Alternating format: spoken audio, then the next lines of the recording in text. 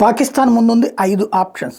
Number 1, Ukraine లాగా పాలస్తీనా లాగా ఏళ్ల తరబడి సాగతీస్తూ తమ దేశాలని కూడా తమ దేశ ప్రజలు ఎప్పటికీ అడుక్కు తింటుంటారు, శాంతం సైకోల కింద మార్చుకునేటటువంటి కాన్సెప్ట్ ఒకటి.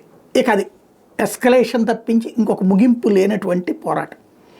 నెంబర్ 2, అరబ్ దేశాలతో మాట్లాడుకుని భారత్తో కన్విన్స్ చేసుకుని ఏదో ఒక మధ్య మార్గ పరిష్కారం చూసుకోవడం.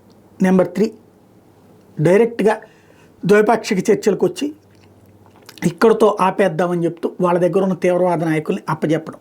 నెంబర్ 4, పీఓజేకేని భారత్ వదులుకుని ఒకప్పుడు బంగ్లాదేశ్ని వదులుకున్నట్టుగా ఇది భారత్ వదులుకుని ఆ నష్టాన్ని కవర్ చేసుకోవడానికి చివరికి లొంగిపోయి శాంతి ఒప్పందాలు చేసుకోవడం.